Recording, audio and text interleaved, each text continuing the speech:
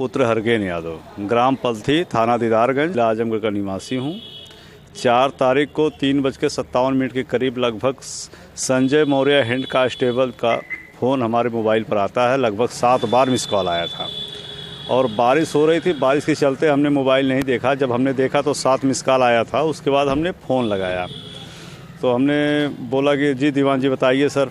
तो उन्होंने कहा कि मैं छुट्टी पर हूँ, मैं इस समय चंदवक में पहुँचा हूँ, 1 घंटे बाद मैं मार्टिनगंज में आ रहा हूँ, आप भी मार्टिनगंज रुकिए।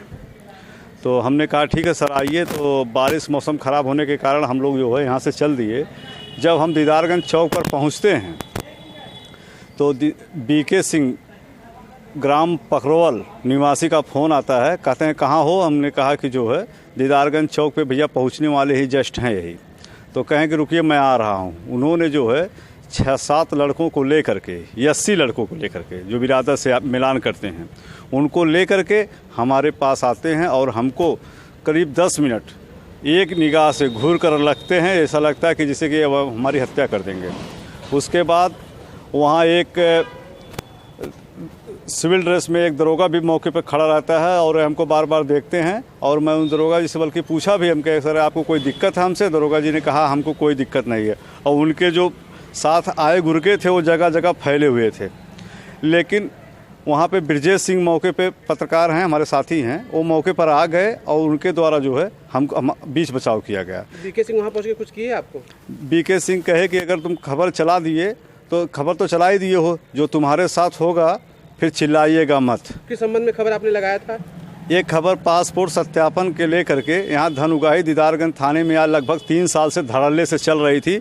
किसी के साथ 2000, किसी के साथ 1500 रुपये लिया जाता था और यहाँ तक कि जिसके पास एनसीआर दर्ज होता था जिसके नाम से, उसे 5000 से 10,000 तक लोगों से लिया गया है। लेकिन हम लोग कभी किसी प्रकार से कोई विरोध नहीं जताए। लेकिन जब जनता इस बात को अधिकारियों का कंप्लेन करना शुरू की तो हम लोग इस अपने खबर के माध्यम से प्रकाशित किया। लेकिन बीके सिंह जो है संजय दीवान के साह पर हत्या करने की साजिश से जो आए थे, इससे हमें साफ लगता है कि बीके सिंह के मन में काला है। कहीं ना कहीं वो हमारे प्रति किसी प्रकार का षड्यंत्र रच सकते हैं और हमारी हत्या करवा सकते हैं। क्या खबर रोकने के लिए कभी संजय दीवान भी आपको फ़ोन किए थे? संजय दीवान हमको 3-4 बार फ़ोन किए थे कि भाई साहब खबर जो है आप प्रकाशित कर रहे हैं यहाँ की खबर। हमने कहा भाई साहब हम और ब्रजेश सिंह दोनों लोग जो है, एक मार्टिनगंज से देखते हैं ब्रजेश सिंह और हम दीदारगंज से देखते हैं, तो दोनों लोग जो खबर बनाते हैं मौके पर जो खबर भेज देते हैं उनकी खबर प्रकाशित होती है। तो यही बात, लेकिन मैंने खबर नहीं लगाया है।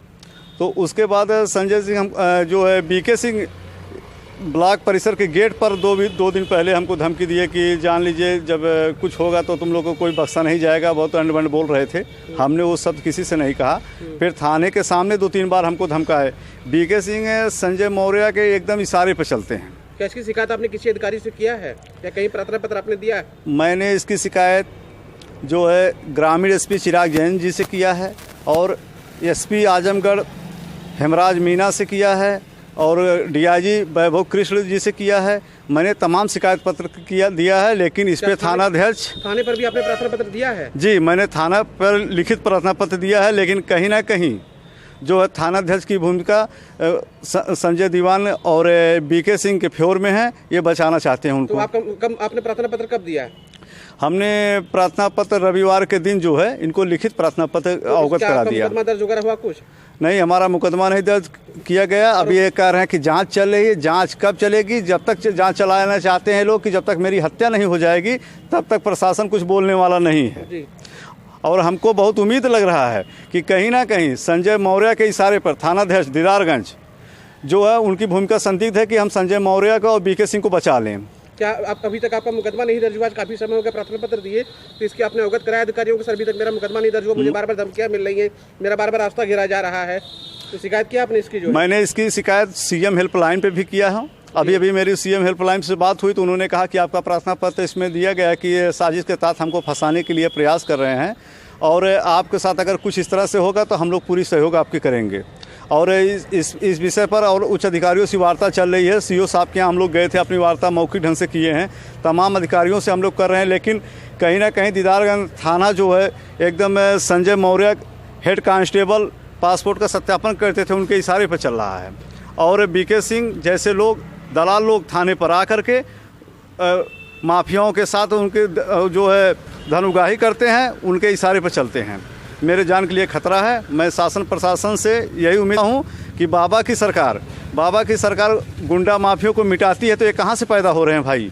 मैं बाबा जी से पूछना चाहता हूँ, क्या अगर यादव होना कलंक है तो हम लोग आत्महत्या कर लें? तो क्या आप चाहते हैं कि इस पर कार्रवाई होनी चाहिए? मैं यही चाहता हूँ कि इनके ऊपर मुकदमा दर्ज कर जांच हो, अगर जांच में जो भी दोषी हो उसके खिलाफ कार्रवाई होनी चाहिए। क्षेत्र में तमाम संगठनें हैं जो है पत्रकारों की जो है, तो क्या पत्रकार संगठनों से भी आप उम्मीद लगाते हैं कि इस प्रकार में आपकी मदद की जाए?